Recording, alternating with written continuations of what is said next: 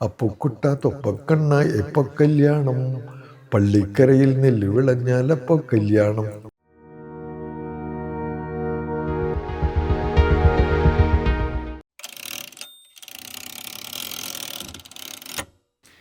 സാറിനെ ഇൻഫ്ലുവൻസ് ചെയ്ത എഴുത്തുകാർ?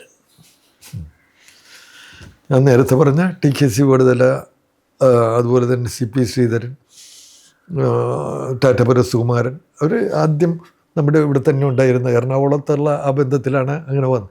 പിന്നെ എനിക്ക് ഏറ്റവും കൂടുതൽ ബന്ധപ്പെട്ട ഒരാൾ ഫാദർ ജോർജ് വെളിപ്പറമ്പിലാണ്.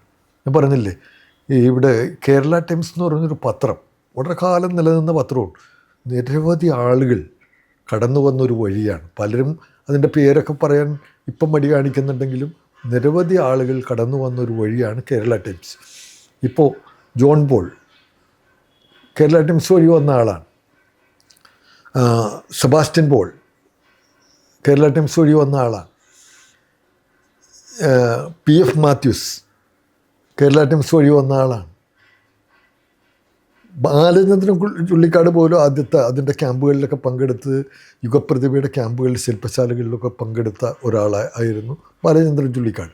മഞ്ഞുമ്മലൊക്കെ വെച്ച് നടന്നിട്ടുള്ള ക്യാമ്പുകളിൽ ബാലചന്ദ്രൻ ചുള്ളിക്കാട് പങ്കെടുത്ത് എനിക്കറിയാം. ഞാനായിരുന്നു അതിൻ്റെ ഒരു പ്രധാന ഒരു ഡയറക്ടറുടെ സ്ഥാനത്ത് ഉണ്ടായിരുന്ന ആൾ. അതുകൊണ്ട് അതൊക്കെ എനിക്ക് നന്നായിട്ട് തിരിച്ചറിയാം. അപ്പോൾ അങ്ങനത്തെ ആളുകളുടെ ഒരു സ്വാധീനം, അടുപ്പം അന്നുണ്ട്. വൈക്കം ചന്ദ്രശേഖരൻ നായരൊക്കെ ആയിട്ട് നല്ല ബന്ധമായി.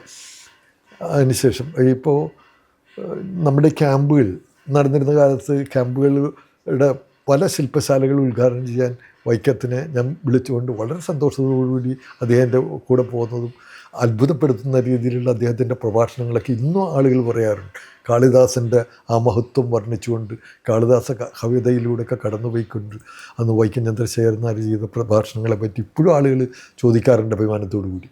അതുപോലെ ഇവിടെ പള്ളിപ്പുറം ഫൈൻ ആർട്സ് സൊസൈറ്റി രൂപീകരിച്ച് അതിൻ്റെ പ്രവർത്തനം തുടങ്ങിയപ്പോൾ ആദ്യം ഇത് ഉദ്ഘാടനം ചെയ്യാനായിട്ട് നമ്മുടെ ഈ സ്വപ്ന തിയേറ്ററിൽ വൈക്കം ചന്ദ്രശേഖരൻ നായരാണ് വന്നത്. അതൊക്കെ ആ അടുപ്പം കൊണ്ട് വന്നതാണ്. അപ്പോൾ ഇതുവഴി പിന്നെ എനിക്ക് ഈ സാഹിത്യകാരന്മാരായിട്ട് വേറൊരു അടുപ്പം ഉണ്ടാകാനുള്ളൊരു വഴിയുണ്ടായത് കേരള ടൈംസിൻ്റെ വാർഷിക പതിപ്പ് ഞാൻ വളരെ കാലം കൈകാര്യം ചെയ്തിരുന്നു. ആദ്യകാലത്ത് ഒരു നടുവിൽ മഠം ശങ്കരനാരായണ അയ്യർ എന്ന് പറഞ്ഞ ഒരാളായിരുന്നു അതിൻ്റെ ചുമതലക്കാരൻ. ഈ നടുവിൽ മഠം ശങ്കരനാരായണ അയ്യർ മരിച്ചതിന് ശേഷം ഈ അതിൻ്റെ മാനേജിങ് എഡിറ്ററായിരുന്ന ജോർജ് വെളിപ്പറമ്പിൽ അച്ഛൻ എന്നെയാണ് ഏൽപ്പിച്ചത്.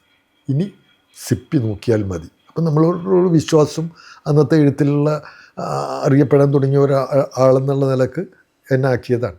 ഞാനത് ഭംഗിയായിട്ട് വളരെ വർഷത്തോളം കേരള ടൈംസിൻ്റെ വാർഷിക പതിപ്പ് കൈകാര്യം ചെയ്തു.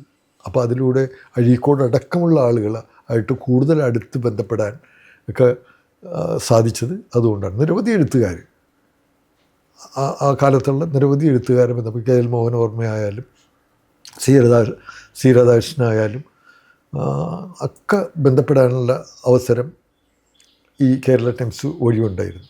ആ ബന്ധങ്ങളൊക്കെ അതേപോലെ നിലനിൽക്കുകയും പുതുക്കുകയും ഒക്കെ ചെയ്തു. അഴീക്കോട് സാറൊക്കെ ഈ വീട്ടിലും വന്ന് വളരെ മരിക്കുന്നതിന് എനിക്ക് തോന്നുന്നു ഒരു മാസം മുമ്പായിരിക്കും ഇവിടെ വന്ന് ഭക്ഷണമൊക്കെ കഴിച്ചു. എൻ്റെ സഹധർമ്മിണിയായിട്ട് വളരെ നേരം പ്രഭാഷണ കല എന്ന പാഠത്തെക്കുറിച്ചൊക്കെ സംസാരിച്ച് ഇവിടെ ഇരുന്നതൊക്കെ ഓർക്കുകയാണ്.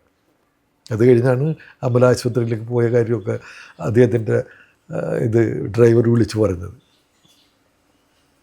കുഞ്ഞുണ്ണി മാഷായിട്ടുള്ള ബന്ധം വളരെ വലുതാണ്. അതേ ഈ കൊച്ചി ഭാഗത്ത് പരിപാടിക്ക് പോകണമെങ്കിൽ ഇവിടെ വരും. ഞങ്ങൾ ഒന്നിച്ചാണ് പോയിരുന്നത്. മിക്കവാറും ഞങ്ങൾ ഒന്നിച്ചുള്ള പരിപാടികളായിരുന്നു കൂടുതലും. ഈ എറണാകുളം കൊച്ചി ഭാഗത്തൊക്കെ നടന്നിരുന്ന കൂടുതലും പരിപാടിയാണ്. അപ്പോൾ ആ ഒരു അടുപ്പം വെച്ച് ഞാൻ അദ്ദേഹത്തിൻ്റെ വീട്ടിൽ പോവും. ഇപ്പോൾ വടക്കോട്ടുള്ള പരിപാടിയാണെങ്കിൽ ഞാൻ അദ്ദേഹത്തിൻ്റെ വീട്ടിൽ ചെന്ന് ഞങ്ങൾ ഒരുമിച്ച് പോവും. അങ്ങനെയൊക്കെ ഒരുപടി മഞ്ചേരി, കോഴിക്കോടൊക്കെ നിരവധി തവണ പോകും. അപ്പോൾ അതൊരു വലിയ അനുഭവമായി. അനുഭവം എന്ന് മാത്രമല്ല, ഞങ്ങൾ തമ്മിൽ ഏറ്റവും അടുത്ത പരിചയക്കാരും ബന്ധക്കാരും ആയത് മാത്രമല്ല, നിരവധി അനുഭവങ്ങൾ അദ്ദേഹത്തിൻ്റെ കയ്യിൽ നിന്ന് ചോർന്ന് കിട്ടാനിടയായി. അദ്ദേഹം പറഞ്ഞിട്ടുണ്ട് ഓരോരോ അനുഭവങ്ങൾ, ഓരോരോ അദ്ദേഹത്തിൻ്റെ ചിന്താഗതികൾ, ഇതൊക്കെ ഈ പൂക്കിൽ പങ്കുവച്ചിരുന്നു. അപ്പം അതുകൊണ്ട് തന്നെ അദ്ദേഹത്തെ പറ്റിയുള്ളൊരു നല്ല പുസ്തകം എഴുതാനും എനിക്ക് കഴിഞ്ഞു.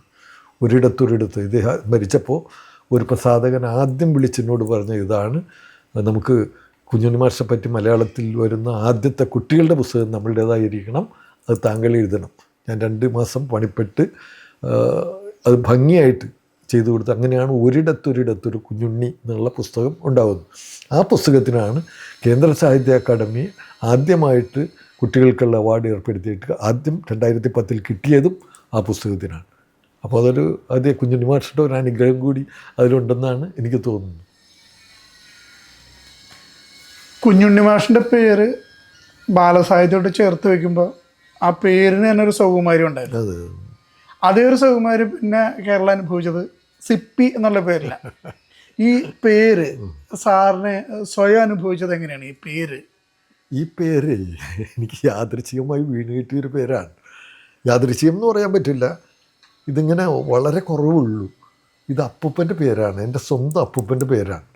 അപ്പൂപ്പൻ അറിയപ്പെട്ടിരുന്നത് സിപ്പി ശിപായി എന്ന പേരിലാണ്. ഞാൻ അദ്ദേഹത്തെ കണ്ടിട്ടില്ല. എപ്പോഴും സിപ്പി ശിപായിയുടെ പേരക്കുട്ടിന്ന് എന്നെ വിളിച്ചിരുന്ന ആളുകൾ, മുതിർന്ന ആളുകളൊക്കെ സിപ്പി ശിപായിയുടെ പേരക്കുട്ടിയാണെന്ന് പറയാറുണ്ടായിരുന്നു. അത് ഇപ്പോൾ ഏതോ ഒരു ശിപായി ആയിരുന്നു, ഏതൊരു ഓഫീസിലെ ശിപായി ആയിരുന്നു ഇരിക്കും അദ്ദേഹം. അപ്പോൾ ആ പേര് പോകാതിരിക്കാൻ വേണ്ടി ഈ മാമോദിസയ്ക്ക് ഒരു പേരിടണമല്ലോ, പേരിട്ടത് എനിക്ക് ഇതാണ്. യഥാർത്ഥ പേര് അവരിട്ടത് സിപ്രിയാൻ എന്നാണ്, ഒരു സെയിൻ്റാണ്. സിപ്രിയാൻ എന്നുള്ള പേരാണ് ഇട്ടത്. അപ്പോൾ ആ പേര് ഒന്ന് ചുരുക്കിയിട്ട് അവർ എന്നെ വീട്ടുകാർ വിളിച്ചത് സിപ്പി എന്നുള്ള പേരിലാണ്. അത് സത്യത്തിൽ ഒരു അനുഗ്രഹമായി. കാരണം എല്ലാവരും പറയാറുള്ളതാണ് ഈ പേര് വളരെ പ്രത്യേകതയുള്ളൊരു പേര് തന്നെയാണ്, താങ്കൾക്കറിയാതെ വീണ് കിട്ടിയതെന്ന് പറയാറുണ്ട്. അത് എനിക്കും വലിയ സന്തോഷകരമായിട്ടാണ് അനുഭവം. എൻജോയ് ചെയ്തിട്ടുണ്ട് സാർ. അതെ. ബാലസാഹിത്യത്തോട് കറക്റ്റായിട്ട് കണക്ഷനാണ്.